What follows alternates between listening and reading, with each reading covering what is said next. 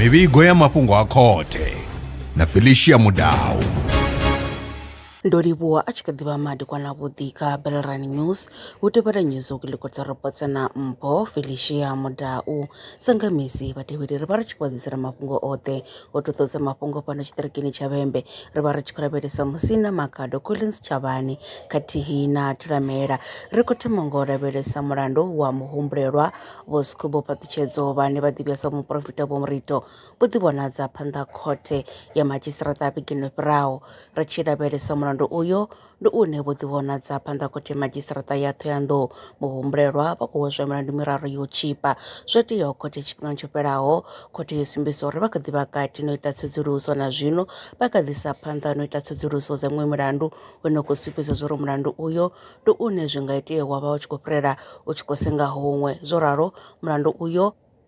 wo pfukiswa phanḓa u ya kha ḽa 16 Lambamai 2026 muhumbulelwa a tshi kha ḓivha nga ngomu tumbuni ya Lukhohe zwinzhi kha ri pfhe musi vha tshiimiswa tsha TVP vho Agnes Ṱhumuli vha tshi bvisela khagala zwi tevhelaho.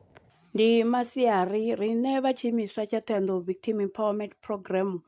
ro vuwa nga matsheloni raya hangeni Thohoyandou Magistrate Court muhumbulo muhulwane u wa uri ri ye ri yo tikedza vha muṱa kha mafhungo aḽani a case ya u tambudziwa lwa ha ṅwana la vhudzekani. Riṋe sa Thohoyandou Victim Empowerment ri ḓo ḓi dzula ri tshi khou tikedza vhathu vhane vha vha vha khou tambudziwa miṱa ine yo ṱangana na trauma ya u tambudzeliwa vhana lwa vhudzekani. Zwino zwine zwa ri takadzesa ndi zwa uri musi arali hu tshi khou pfhi case i khou fhiriselwa phanḓa ri vha ri tshi khou takalela uri hu vha hu khou ḓi kuvhanganyiwa vhuṅwe vhuṱanzi vhune vha nga ḓo sia uri musi heinoni case i tshi yo dzhena i tshi yo haṱula i haṱule i na vhuṱanzi ya uri zwa vhukuma muthu o itaho mulandu o ita nahone musi arali o ita zwi amba zwa uri u khou tea u ita mini u badela zwe a zwi ita i vhe tsumbo na kha vhane vha khou humbula u zwi ita i vhe tsumbo na vhane kha musi vho zwi ita vha sokou pfesesa uri a huna mulayo une wa ḓo dzhenelela khazwo. Riṋe sa tshiimiswa tsha TVP ri khou pfha uri ri ḓo ima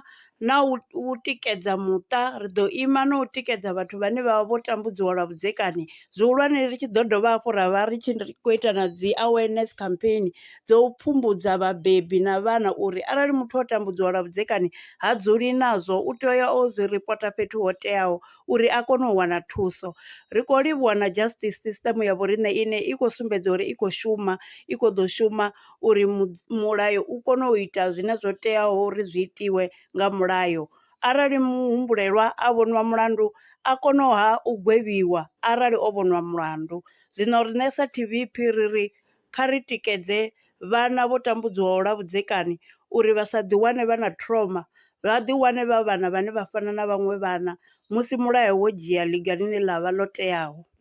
Ndi hone gumanyiso kulikota reports kha ri dovhe hafhu ri ṱangane tshifhinga tshiḓaho ri tshi khou ri kha vhoṱhe vhane vho kwamea nga miḓalo ine yo fhedzisela tshi khou tshinyadza dzibada kha vha tshimbile nga vhusedzi khathihi na nga vhuronwane. Lwa miṅwaha i fhiraho sumbe dzina ḽithihi fhedzi ndi ḽone ḽi bvaho phanḓa khou endedza vhadzulapo vha ḽa Afrika Tshipembe. Mulaudzi Transport Service ndi khamphani yavho ine ya vha endedza u ya na u vhuya mishumoni nyendo dza kule na tsini hu tshi katela na u welekanya mikano ya mashango a tsini na Afrika Tshipembe. Ri vha endedza vha swika hune vha khou ya vho tsireledzea arali vha tshi ṱoḓa u bva nga tshigwada u dzhenelela vhuṱambo vhufhio na vhufhio kha vha ri fhulufhele ngauri ri ḓo vha swikisa nga tshifhinga. Vha nga ri kwama kha nomboro dzi tevhelaho 083 227 0606. Mulaudzi Transport Service, no place is too far to reach. Zwino ri tshi khou amba vhanga vha sa ḓivhi uri masheleni a u tandulula thaidzo ine vha vha nayo vha ṱo a wana gai vha songo tsha ṱwa vha tshi renga nga ṱhoho lini. Belrani Brands i hanefha tsini na vhone ri ḓo vha thusa u bva kha 500 u swika kha 4000 randa. Riṋe ri khou ṱoḓa tshiḽipi tsha muholo khophi ya basa 3 months bank statement na proof of residence u bvapo tshelede i khou ṋamba ya dzheniswa nga murahu ha zwiminetse nyana. Kha vha rumele WhatsApp zwino 072 019 5843. Belrani Brands ndi vha hadzimiswa masheleni vho ḓi ṅwaliselaho.